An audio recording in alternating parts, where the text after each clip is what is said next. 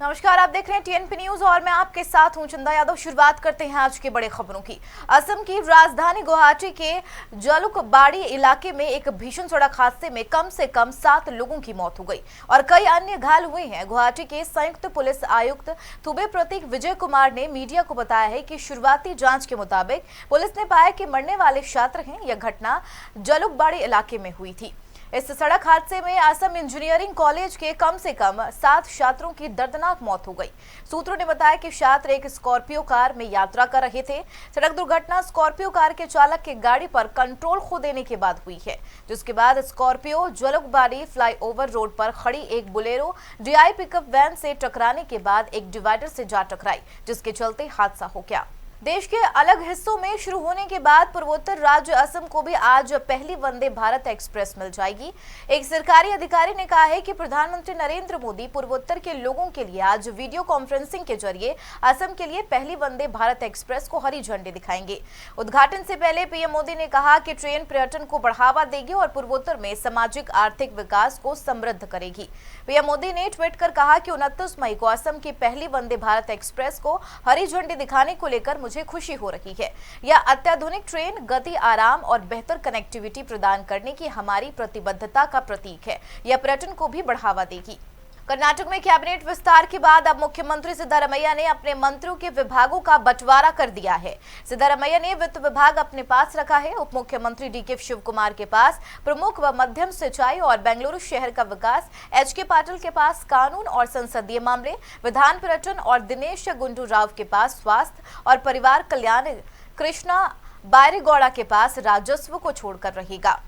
वहीं पूर्व कांग्रेस प्रदेश अध्यक्ष और वरिष्ठ नेता जी परमेश्वर को गृह विभाग दिया गया है। हालांकि इंटेलिजेंस को इसके बाहर रखा गया है और यह मुख्यमंत्री सिद्धारमैया के पास है। एआईएमआईएम के चीफ असदुद्दीन ओवैसी ने तेलंगाना के आदिलाबाद में एक रैली के दौरान प्रधानमंत्री नरेंद्र मोदी समेत बीजेपी के कई नेताओं पर निशाना साधा है। असदुद्दीन ओवैसी ने नई संसद का उद्घाटन करने पर प्रधानमंत्री नरेंद्र मोदी पर तंज कसा। ओवैसी ने कहा, आपने प्रधानमंत्री और हिंदू पुजारियों की तस्वीर देखी, इसमें ईसाई, पादरी, सिख गुरु, मौलाना को भी होना चाहिए था। उन्होंने पीएम मोदी को निशाने पर लेते हुए कहा कि इस देश का मजहब एक नहीं है। उन्होंने कहा, यह दिल्ली के सुल्तान की ताजपोशी लग रही थी। इस रैली में उन्होंने केंद्रीय गृह मंत्री अमित शाह और तेलंगाना बीजेपी के अध्यक्ष को एक विवादित बयान भी दिया।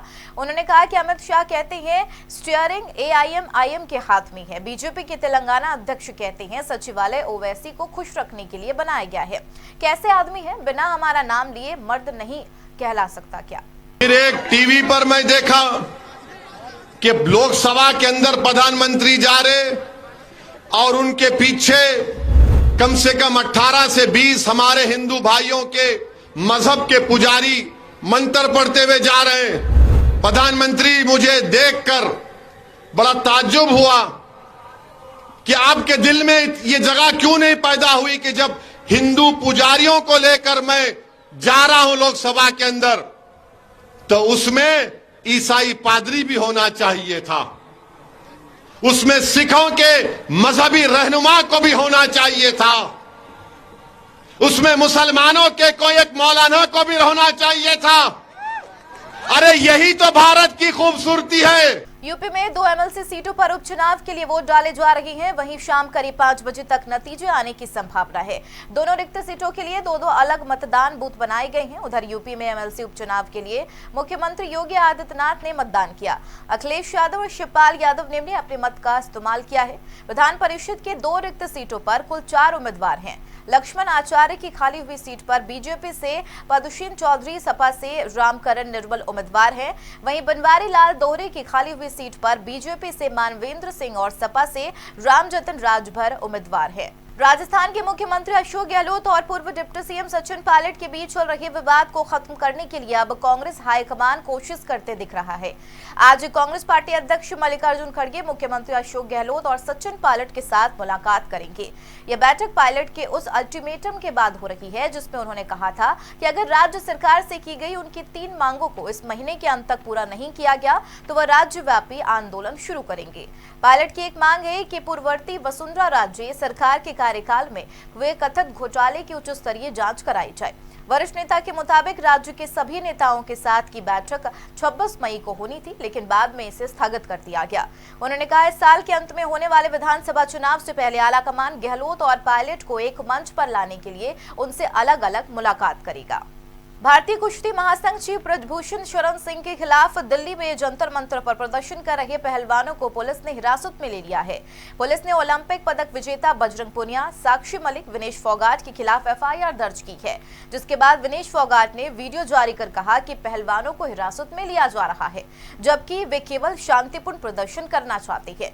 विनेश ने कहा, आज लोकतंत्र के प्रतीक नए संसद भवन का उद्घाटन हो रहा है। यह दुख की बात है कि उसी दिन हमें शांतिपूर्ण विरोध मार्च नहीं निकालने दिया गया। यह लोकतंत्र की मौत है। जिस दिन देश के नए संविधान के निर्माण की बात चल रही थी, उसी समय न्याय की लड़ाई लड़ रहे देश की लड़कियों की आवाज दबाई जा रही थी।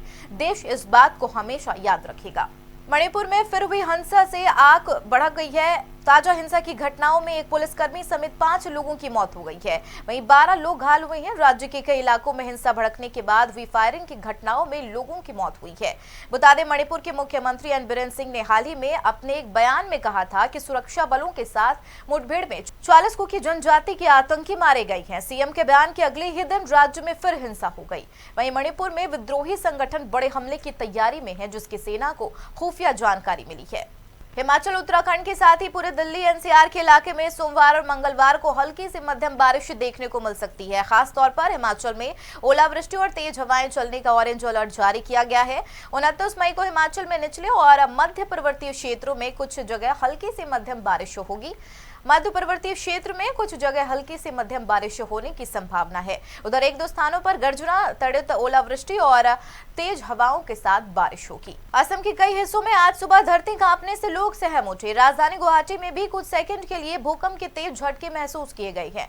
राष्ट्रीय भूकंप विज्ञान केंद्र के मुताबिक इसका केंद्र सोनतीपुर रहा है। वहीं भूकंप की तीव्रता 4.4 मैग्नीट्यूड दर्ज की गई है। फिलहाल अभी तक किसी के हताहत होने का नुकसान की खबर नहीं है। इसी के साथ बड़ी खबरों में मेरे साथ इतना ही। नमस्कार।